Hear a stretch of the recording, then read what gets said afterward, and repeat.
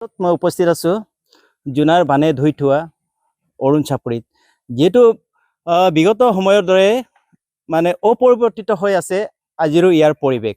আমি ND24 দৰ্শকসকলক ইয়াৰ প্ৰথমে পৰিৱেশ দেখাবলৈ আমি চেষ্টা কৰিছোঁ। যিহেতু আপোনালোকে দেখিছে পূৰ্বতে কেনেধৰণৰ পৰিৱেশ আছিলে, সেই একে পৰিৱেশ আজিও দেখিবলৈ পোৱা গৈছে। মাত্ৰ পানী কমিছে যদিও ইয়াৰ সমস্যা একেবাৰে কমা নাই।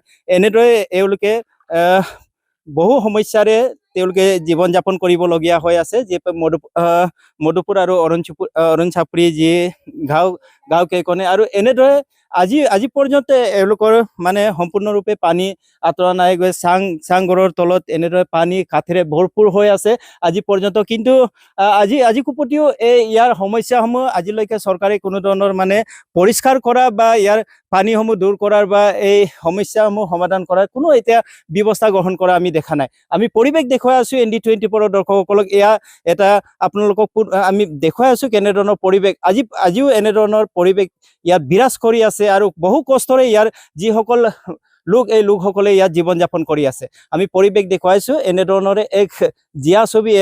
এই ছবিয়ে কেতিয়াও মিছা নকয় আৰু এনেধৰণৰ পৰিৱেশৰ মাজেৰে এওঁলোকে দৈনন্দিন জীৱন যাপন কৰিবলগীয়া হৈ আছে। আৰু ইয়াত আইসকল বহি আছে আৰু দাদা আছে, তেওঁলোকৰ লগত আমি কথা পাতিম। তেওঁলোকৰ কেনেধৰণৰ সমস্যাৰ সন্মুখীন হ'বলগীয়া হৈ আছে আমি জানিবলৈ চেষ্টা কৰিছো। যিহেতু দাদা, আপোনালোকে যোৱা 28 তাৰিখৰ পৰা এনেধৰণৰ যি ভানে ধুই থৈ গ'ল, তাৰ পিছৰ পৰিৱেশ এয়া যি ডাঙৰ বৃহৎ আকাৰৰ যি কুণ্ডা বা জাবৰ জোঁথৰ, আজি পৰ্যন্ত মানে কোনো ধৰণৰ ইয়াত চাফ চিকুণৰ মানে আমি পৰিষ্কাৰ কৰাৰ আমি কিবা পদক্ষেপ দেখা নাই। কি খবৰ? হয়, আমি জুন মাহৰ 28 তাৰিখৰ পৰা যিটো আমাৰ পৰিৱেশ হৈছে আজিলৈকে আমি ক'ব পৰা নাই। আমি এইটো ক'লে চকুৰ পানী আমি পৰি যায়। আমি এতিয়া দুৰ্ভাগ্য হৈ আছো। এতিয়া আমাৰ ল'ৰা ছোৱালী শিক্ষা কৰিবলৈ স্কুললৈ যাবলৈ আমাৰ বহুত অসুবিধা হৈ আছে। এতিয়াও আপোনালোকে চাব পাৰে এইখন LP স্কুলত এতিয়ালৈকে আমাৰ ক্লাছ কৰিব পৰা নাই। আৰু আমাৰ অসাগৰটো বাদ কৰক, আমি যিটো পাহাৰীয়াৰ আমাৰ যিটো বৰফৰ পানীয়ে আমাৰ কুণ্ডা জাবৰ জোঁথৰে আমাৰ লেট্ৰিন চেট্ৰিন গোটেই শৌচাগাৰবিলাক ধ্বংস কৰিছে।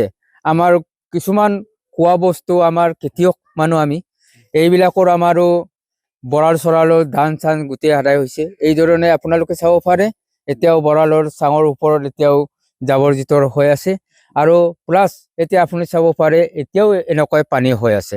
এই কাৰণে আমাৰ বৰ দুখিতভাৱে আমি অনুৰোধ কৰিছোঁ আমাৰ জিলাৰ আমাৰ বিধায়ক ভুৱন পেগুৰ ডাঙৰীয়ালৈ, আমাৰ অসমৰ মুখ্যমন্ত্ৰীলৈ আমাৰ অতি সোনকালে দীঘলী নদীখন মথাউৰি দিব লাগে। আৰু প্লাছ ৰাস্তা ঘাটৰ আমাৰ ল'ৰা ছোৱালী শিক্ষাৰ কাৰণে আমাৰ ৰাস্তাৰ পদূলি আমাক ৰাস্তাটো ক্লিয়াৰ কৰি দিব লাগে।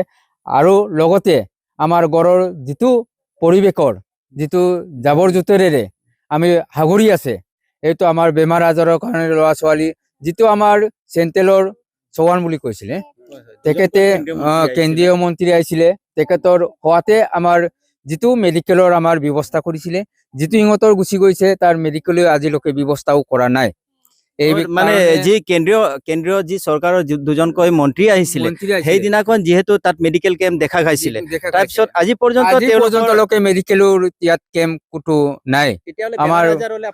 আমাৰ বেমাৰ আজাৰ হলে আমি নিজৰে আজিৰা কৰি নিজৰে পইচা কমাই আমি মেডিকেললৈ ক্ষুদ্ৰ এটা তেলামত স্বাৰ্থ বিভাগ কিবা মেডিকেলৰ চিকিৎসা আছে, তালৈ যদি নোৱাৰিলে আমি ধেমাজিলৈ প্ৰেৰণ কৰিবলগীয়া হৈছিলে। আমি বহুত দুখেৰে আজি ক'বলৈ আমাৰ কম বুলি বহুতো ভাবো, কিন্তু ক'ব পৰা নাই। মনত আঘাত হৈ চকুৰ পানীয়ে ওলাই যায়।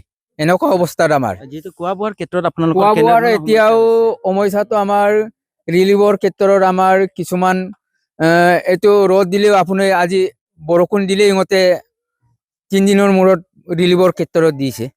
তাৰপিছত বৰষুণ নিদিলেও এতিয়া ৰ'দ দি আছে। বৰষুণৰ চাঙৰ তলত আমাৰ পানীয়ে দেখিছে। খেতি বাতি আপোনালোকে কৰিব পাৰিছে? এতিয়া আমি অলপ চলপ পেলাইছিলো, আকৌ পানীটো আহিলে বালি পেলাই আমাৰ এতিয়ালৈকে খেতি বাতি কোনো নাই, কোনো খেতি আশা নাই এতিয়ালৈকে।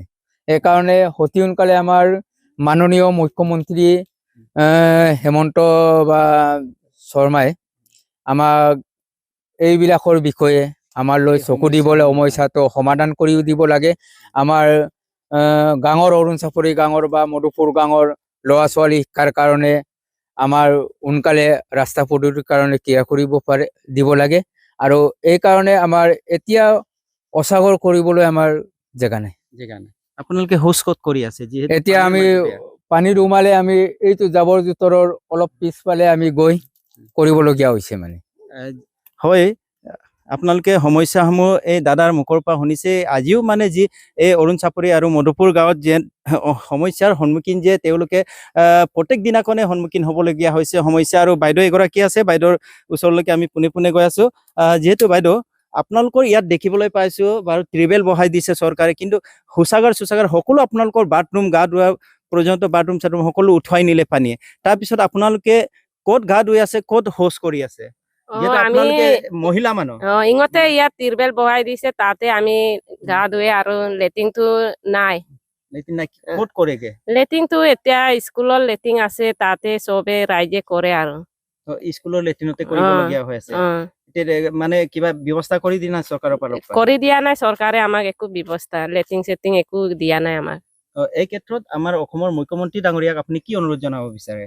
আমাক এতিয়া তাক আমি লেট্ৰিনটো লাগে আৰু কি কি লাগে মতাউৰি লাগে ৰাস্তা লাগে ল'ৰা ছোৱালী এতিয়া স্কুল যাবলৈ ৰাস্তা নাই পানী উমাই যায় আমি কি কৰিম এতিয়া যিহেতু বেমাৰ হাজাৰ ল'ৰা ছোৱালী হলে চিকিৎসালয়লৈ নিবলৈ আপোনালোকৰ ইয়াৰ পৰা বহুত দূৰ অ তেনে ক্ষেত্ৰত এতিয়া আপোনালোকে কি ক'ব বিচাৰে? ল'ৰা ছোৱালী বেমাৰ হলে আমি বুকি কিনি তেলাম লৈ আমি লৈ যায় আৰু ওচৰত চিকিৎসালয় এখন লাগিব নাই আপোনালোকৰ? লাগিব এয়া, আমাৰ মুখ্যমন্ত্ৰী ডাঙৰীয়াক কি ক'ব বিচাৰে চিকিৎসালয়ৰ এতিয়া মুখ্যমন্ত্ৰী আমাক এতিয়া দিলে আমি ইয়াতে ল'ৰা ছোৱালী লাগে আৰু চিকিৎসা কৰিবলৈ পাৰিব আমিতো এতিয়া কিবা পানীৰ ওপৰত কেনেকা লৈ যাম তেলাম লৈ